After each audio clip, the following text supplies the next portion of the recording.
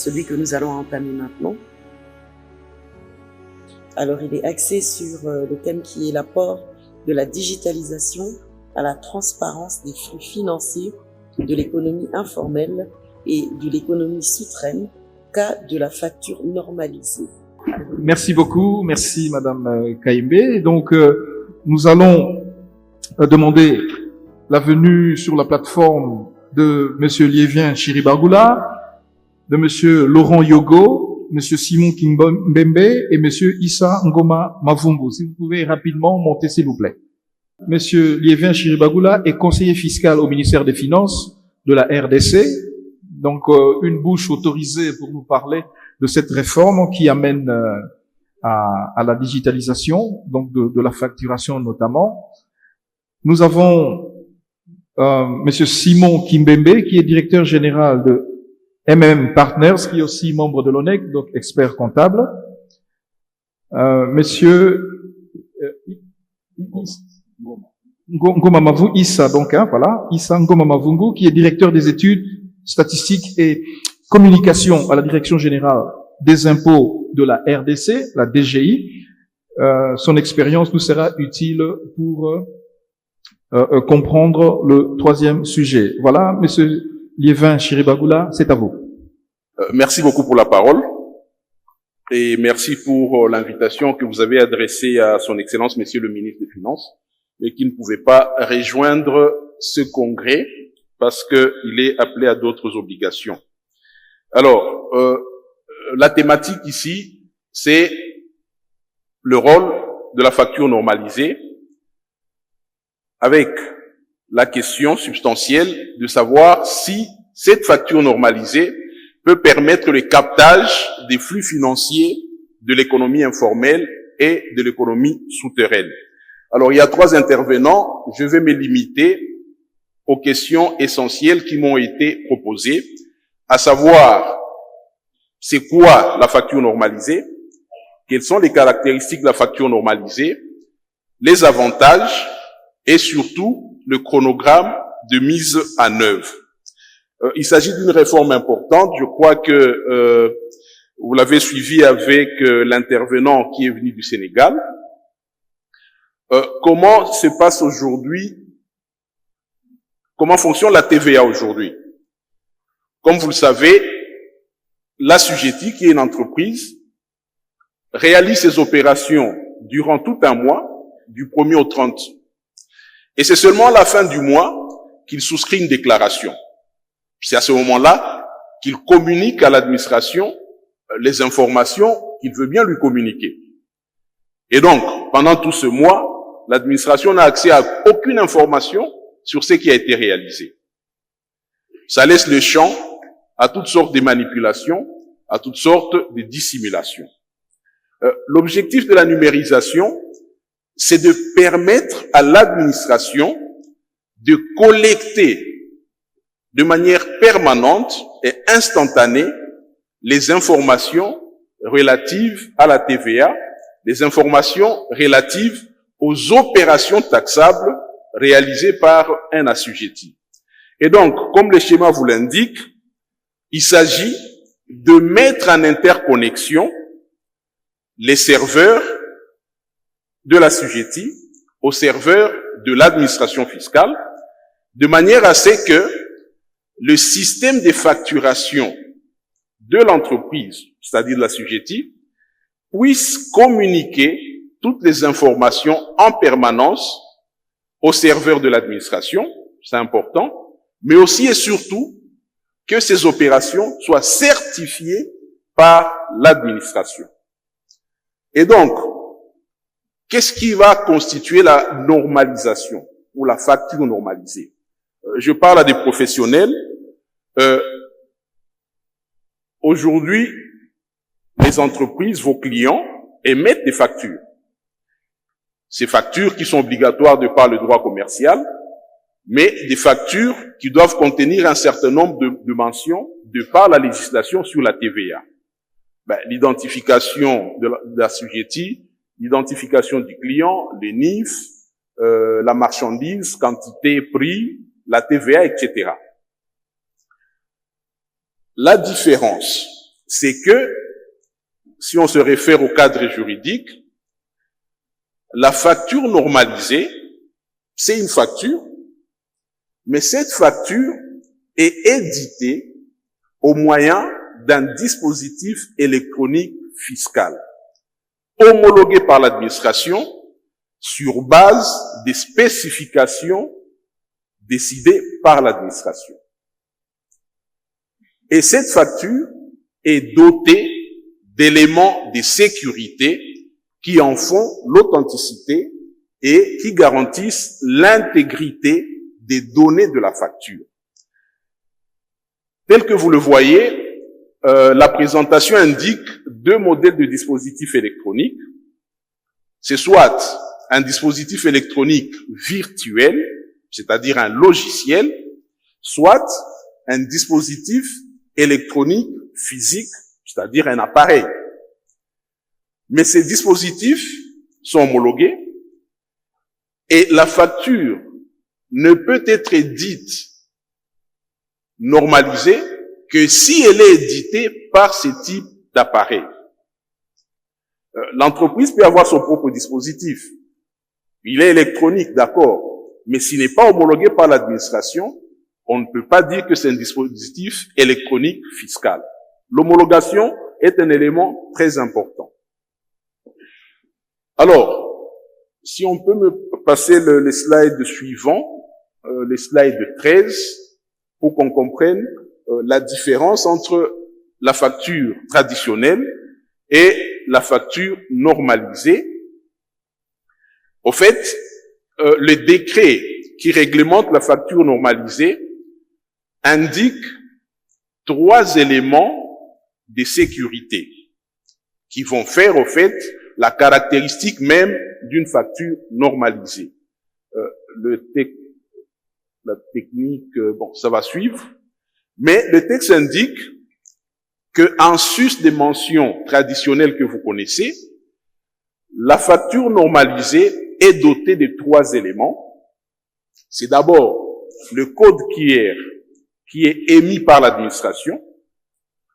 Ensuite, le code d'authentification de l'opération qui, lui, est émis par le DEF lui-même et le numéro d'identification du dispositif électronique fiscal. Donc 3 choses.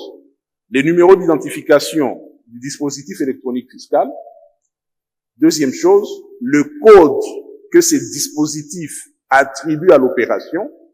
Et troisièmement, le code QR qui vient de l'administration. En fait, comment ça fonctionne? C'est une opération instantanée.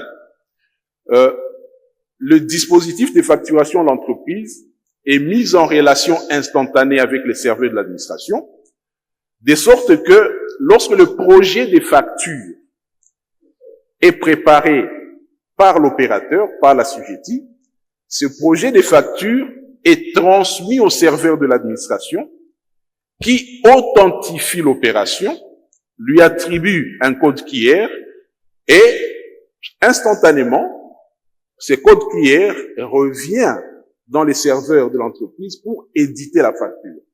C'est une opération qui se fait en quelques secondes. On a eu l'occasion de voir comment cela est réalisé dans d'autres pays africains, notamment au Bénin et en Tanzanie. En tout cas, si tout le moyen de communication fonctionne normalement, c'est une opération qui s'est faite en quelques secondes. Et donc, même quand vous êtes dans un supermarché, vous n'avez pas le temps de constater que votre facture est allée au niveau de l'administration. Donc, c'est une réforme importante. Une réforme importante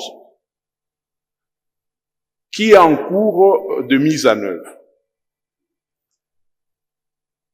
Quels sont les avantages de cette réforme? Comme on l'a dit ici, je crois que l'intervenant qui est venu du Sénégal vous a parlé de l'amélioration de la collecte des recettes pour l'État. En fait, les avantages peuvent être recherchés tant du côté de l'État que du côté de l'assujetti. L'assujetti va se placer dans une logique de transparence dans une logique de facilitation de son commerce et surtout dans une logique de respect de la loi. La numérisation facilite la tenue de la comptabilité et donc, elle lui évite des erreurs qui pourraient le placer parmi les entreprises à risque et donc cela va faciliter le contrôle fiscaux et au besoin même lui éviter des contrôles fiscaux à répétition. C'est important pour l'entreprise.